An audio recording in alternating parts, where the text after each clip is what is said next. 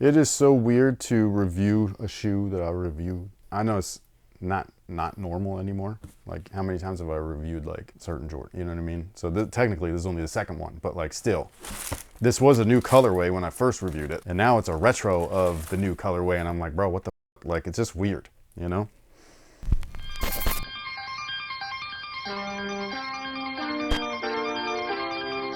Hey, what's going on, guys? My name's Chris. Welcome back to the official WearTesters.com YouTube channel. Today, we got a detailed look and review on these bad boys right here. This is the Air Jordan 4 in the Toro colorway, also kind of known as like the Toro Bravos, because it's kind of a play on the Raging Bull version of the Air Jordan 5. That's neither here nor there. Now, before we get started, we do have a quick word from today's sponsor, and that just so happens to be my friend Dewey Nguyen. If you're interested in either buying, selling, or checking out anything new or up to date, all you've got to do is follow him over at Instagram, simply at Homes by Dewey, or you can contact him with the information that you see on the screen here. However, following him over at Instagram is a great option, mostly because he's super creative when he's showing you all of the brand new homes. Hey Vegeta, how many square feet is in a third of an acre?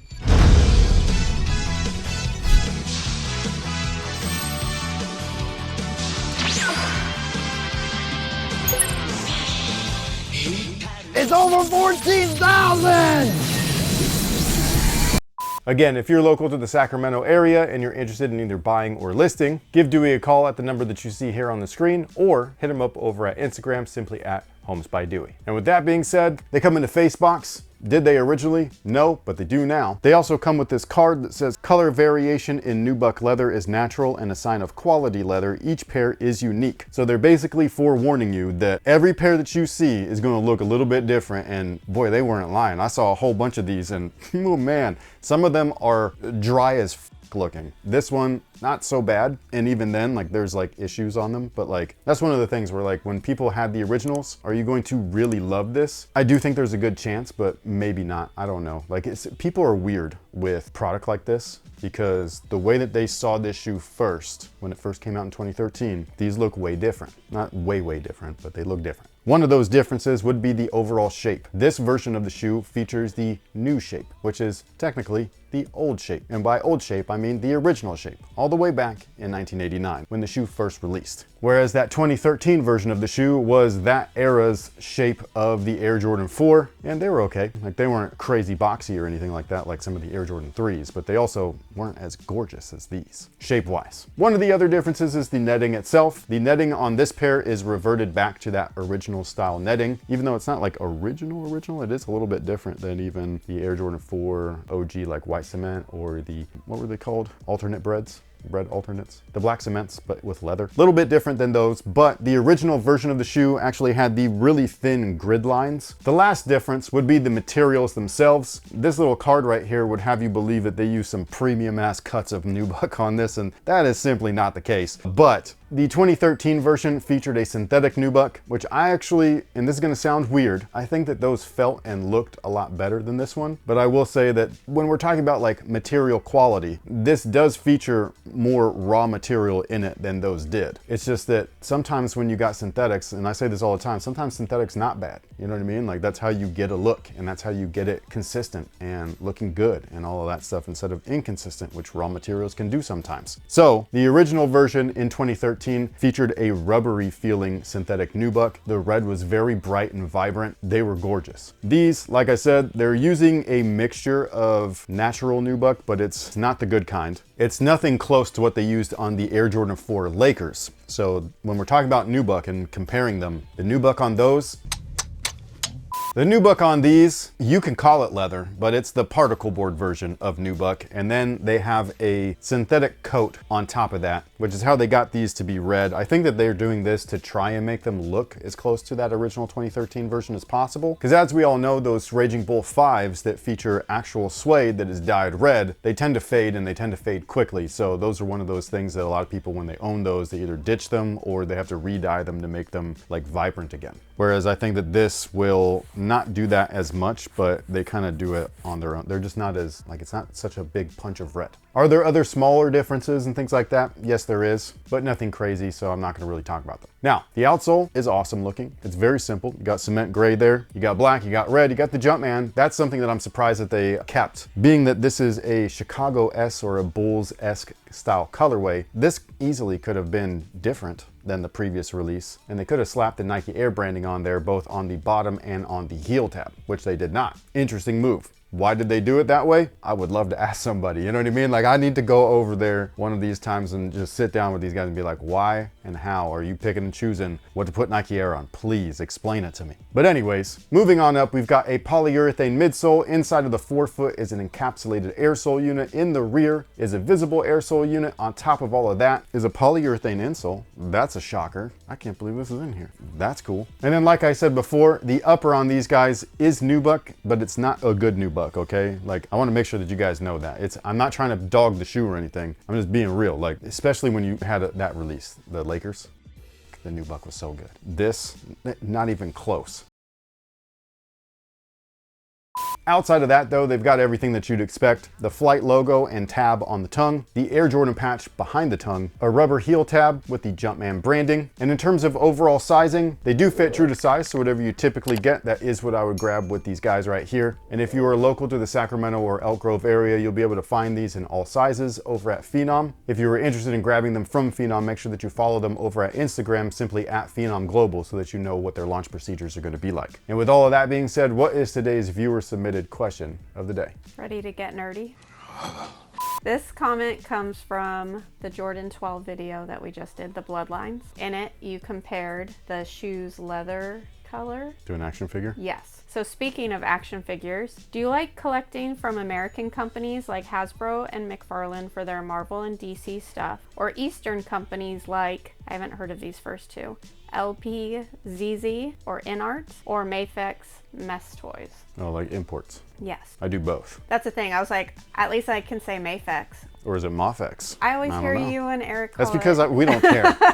we don't care. I expect you nerdy fellows in my life to be pronouncing it properly. Yeah, no, we don't care what the pronunciation, because we don't, like, we'll say it differently every time because we hear other people say it differently every time. So like, we don't know. But yeah, I do collect both. I don't collect the import stuff as often, mostly because the prices are like crazy different. You know what I mean? So if you would let me finish. Oh, my bad. I thought that was the question. They said, I know Eastern companies do charge significantly more, but they are worth it. Just wanted to know. Great review, by the way. Thank you. They are definitely worth it most of the time. However, not when there's the crazy markup. Some of the imports are starting to come to like GameStops and Target and Walmart. The ones that are at GameStop typically are the marked up versions, like the expensive stuff. So they're like 100, 109, whatever. They could go further than that. And why? Because like I have one from there that I bought from there. It's the Spider-Verse Spider-Punk. Still haven't even opened it. Don't even know why I bought it. Because I have the Marvel Legend version, which has way more accessories and all that stuff, even though the Figuarts version does look like damn near exactly like, but the scaling's different, which I know some people are like, what's that mean? That means the size of the action figure, you know what I mean? Like, so he's about the same size as Miles is, and Miles is supposed to be way smaller than him. That's one of those like weird like consistency things where if you're an action figure collector and you open them and you display them, which I do intend to do eventually, I just have too many toys and not enough shelves. Okay, so to be specific, you're saying one line manages to change the height of the characters while the other line, no, everybody's the same size? Marvel Legends is a 6-inch figure line. Sometimes they're a little bit bigger and it just depends on the character, like Hulk, Kingpin, that Grizzly, you know, Venom, stuff like that. Like they'll be a little bit bigger. It just kind of depends, but standard is 6 inches. McFarlane standard is 7, so they don't scale well. And then Figuarts, they're tiny. They're so awesome, but they're tiny. And mostly because they started by doing like the Japanese stuff, the anime stuff. So I have a boatload of like Dragon Ball stuff, right? Like Trunks, Vegeta, and then like Goku and Gohan, all that stuff. I got a bunch of random ones, and I'm not talking about like our son stuff. I have my own. I know, but you're looking at me being like, those are not yours. Yes, they are. Okay, pay attention.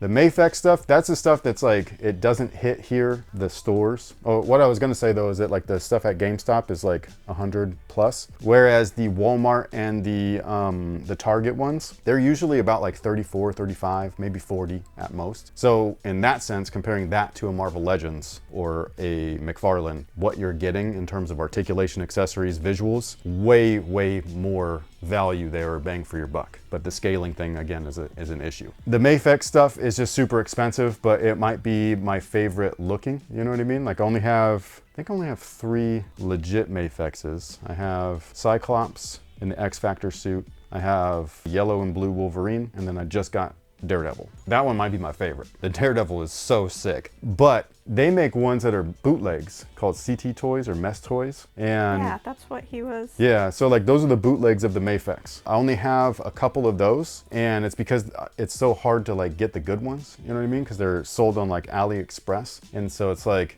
the first few that I bought, like as soon as I pulled them out and I go to bend the knee break off. Like I'm like, what? And then I got one of the Spider-Mans. I have like the black suit and the regular suit. They have magnets on their feet. They're so cool. Those ones, they're a little bit smaller than the regular, like the actual Mafex. And those ones are okay quality wise. And then I have like the brown suit Wolverine, and that one's cool, man. Like that one's super dope. It's actually on my shelf. That's how good it is. And then I have the black and red Daredevil that's supposed to be here today. I just got the email saying that it's gonna be delivered. I'm really excited. I hope it's not ass. Because again, hit or miss, bro. Like sometimes they're super dope, sometimes not. I will say that the bootleg stuff, like when we're talking about like sneakers and how like you can get like reps of all of these things, the Kobe's, the Jordans, all this shit, and like they either are so good that you can't tell the difference, or like a Kobe rep where they like are better than technically than the real thing. Like they add the zoom where the zoom was missing. These bootleg companies are making figures where I'm like, y'all have no business making them things that dope. So the short answer is yes, he dabbles in all of it. Well, so I answered that like before you finished the question. You know what I mean? Half our video is going to be a nerd session. And then all the shoe heads are going to be like, why are you, you're in my house, homie. And you got all the information you wanted. I know. Right Tell me what I missed. I dare you. Nothing. But with all that being said, sound off below. Let us know what you think about the brand new 2026 edition of the Air Jordan 4 Toros. Are you going after a pair? Are you hoping that they sit on shelves like damn near everything else is right now? Will they sit on shelves? That's a good question, because they flew last time. What's going to happen this time? The world may never know. Well, I mean, we'll find out when they drop. Stay tuned. But thank you guys so much for being here. Thank you so much for watching. We greatly appreciate your guys' support. With all that being said, we will catch you guys in the next one. And if you haven't already, grab this shirt, available now exclusively over at sinsapparel.com. And I'll catch you guys in the next one. Peace.